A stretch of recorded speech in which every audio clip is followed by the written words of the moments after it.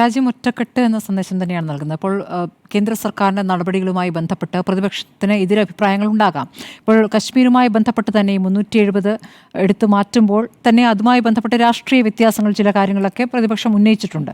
പക്ഷേ ഇപ്പോൾ ഈ സമയത്ത് അത് പ്രതികരിക്കേണ്ട സമയമല്ല, ഇപ്പോൾ ഒറ്റക്കെട്ടായി തന്നെ നേരിടേണ്ടതുണ്ട് എന്ന് തന്നെയാണ് പ്രതിപക്ഷവും പറഞ്ഞിട്ടുള്ളത്. സർവകക്ഷി യോഗം വിളിക്കണം, സർവകക്ഷി യോഗം വിളിക്കാൻ പോവുകയുമാണല്ലോ, ഉന്നതതല യോഗം ചേർന്നിരിക്കുന്നു, അടുത്ത സർവകക്ഷി യോഗമാണ്. അപ്പോൾ കടുത്ത മറുപടി നൽകണമെന്നുള്ള കാര്യത്തിൽ ഇന്ത്യ ഒറ്റക്കെട്ടായി തന്നെയാണ് നിൽക്കുന്നത്. ആ ഒരു മറുപടി വൈകാതെ ഉണ്ടാകുമെന്ന് തന്നെയാണ് കരുതുന്നത്. ഇപ്പോൾ പറഞ്ഞ നയതന്ത്ര ബന്ധങ്ങൾ വിച്ഛേദിക്കലടക്കം ഇപ്പോൾ നയതന്ത്ര വിദഗ്ധർ തന്നെ പറയുന്നത് പല തലങ്ങളിലെടുക്കുന്ന തീരുമാനമാണ്. ആദ്യം ഒരു തീരുമാനം, പിന്നീട് അടുത്ത തീരുമാനം, ആ രൂപത്തിലായിരിക്കും അത് ചെയ്യുക.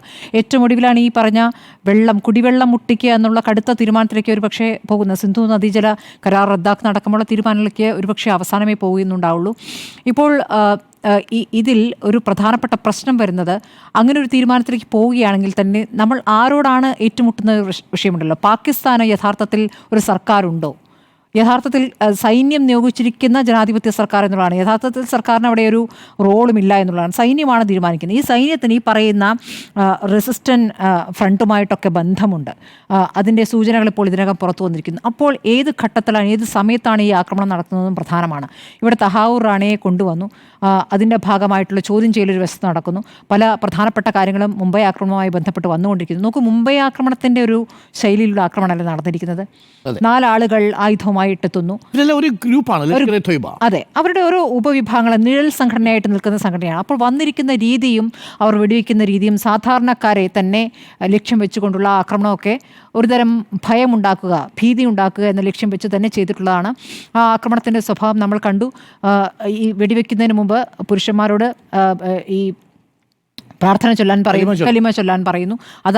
ഇപ്പം നമ്മുടെ ഇപ്പോൾ മലയാളിയായ രാമചന്ദ്രൻ്റെ അടുത്ത് പോലും അങ്ങനെയാണ് സംഭവിച്ചിരിക്കുന്നത്. ചൊല്ലാൻ പറഞ്ഞപ്പോൾ ഞാനൊരു ഹിന്ദുവാണ് എന്ന് പറയുമ്പോൾ ഉടനെ വെടിവെക്കുകയാണ്. അത് മകളും ചെറിയ കുഞ്ഞുമക്കളായ പേരക്കുട്ടികളും കണ്ടുകൊണ്ടിരിക്കുകയാണ്. അവർക്ക് ആ ആഘാതത്തിൽ നിന്നൊക്കെ പുറത്തു വരാൻ എത്ര കാലം പിടിക്കുമെന്നുള്ളതാണ്.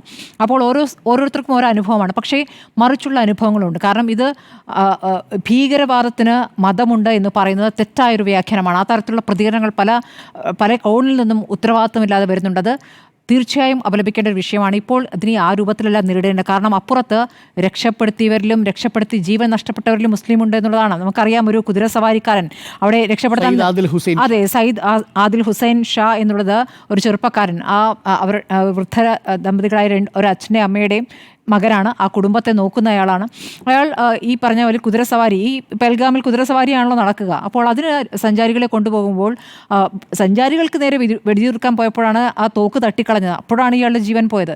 അതവിടെ ഒരു അനുഭവമായി നിൽക്കുന്നു. പിന്നീട് നമ്മൾ ഇന്നലെ ഈ ആക്രമണം ഉണ്ടായ ഘട്ടത്തിൽ ആദ്യം പേര് വരുന്നത് കർണാടകക്കാരനായ മഞ്ജുനാഥ റാവുവിൻ്റെ പേരുമാണ്. മഞ്ജുനാഥ റാവുവിൻ്റെ ഭാര്യ പല്ലവിയും പറയുന്നു, ഈ മഞ്ജുനാഥ റാവുവിന് വെടിവെച്ച ശേഷം പല്ലവിയെയും പല്ലവിയുടെ മകനെയും രക്ഷപ്പെടുത്തുന്ന അവിടുത്തെ കശ്മീരികളായ മുസ്ലിങ്ങളാണ്. ബിസ്മില്ല ചൊല്ലിക്കൊണ്ട് അവരെ അവിടെ നിന്ന് കൊണ്ടുപോവുകയാണ്. നമ്മൾ പതിവിൽ നിന്ന് വ്യത്യസ്തമായ ഒരുപാട് കാഴ്ചകൾ കശ്മീരിൽ കാണുന്നു. കാരണം കുട്ടികളടക്കം പുസ്തകത്തിൽ കശ്മീരിനെ രക്ഷിക്കുക, ഭീകരവാദത്തെ തുരത്തുക എന്ന് എഴുതിക്കൊണ്ട് ഒരു പ്രകടനം നടക്കുകയാണ്. മെഴുകുതിരി കത്തിച്ച് അവിടുത്തെ ജനങ്ങൾ ഇറങ്ങിയാണ്.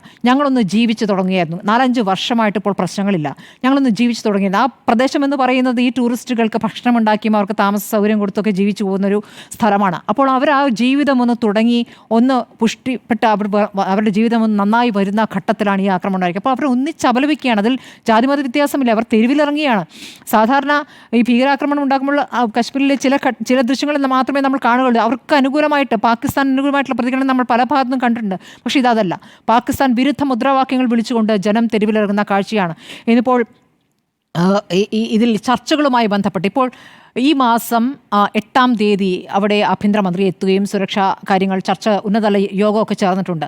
പക്ഷെ അപ്പോഴും അവിടെ കശ്മീരിൻ്റെ മുഖ്യമന്ത്രി ആ ചർച്ചയിലേക്ക് ചേർത്തിട്ടില്ല. കാരണം അവരെ കൂടി ഉൾക്കൊണ്ടുകൊണ്ടുള്ള ചർച്ചകളിൽ കൂടി തന്നെ അവിടെ ഒരു സമാധാനം സാധ്യമാകുകയുള്ളൂ. രാഷ്ട്രീയ വ്യത്യാസങ്ങൾ ഉണ്ടാകാം, പല കാര്യങ്ങളും. പക്ഷേ അവിടെ ഒരു തെരഞ്ഞെടുപ്പിലൂടെ വന്ന ഒരു സർക്കാരുണ്ടല്ലോ, അപ്പോൾ സർക്കാരിനെ കൂടി ഉൾപ്പെടുത്തിക്കൊണ്ട് അവർക്കും പോരായ്മകൾ ഉണ്ടാകാം. പക്ഷേ അങ്ങനെ ഒരു ചർച്ചയിൽ കൂടെ തന്നെ കാര്യങ്ങൾ കൊണ്ടുപോകേണ്ടത്. ഇപ്പോൾ സർവകക്ഷി യോഗം ഉണ്ടാകുമെന്ന് കാണുന്നു. അങ്ങനെ വേണം അടുത്ത തീരുമാനത്തിലേക്ക് കടക്കാൻ എന്നുള്ളതാണ്. ഇത് ഒരുമിച്ച് അപലപിക്കേണ്ട വിഷയം തന്നെയാണ്.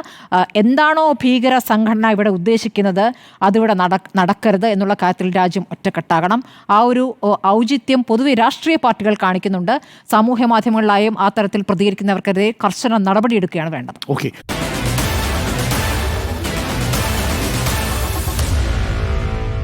Meet the editors.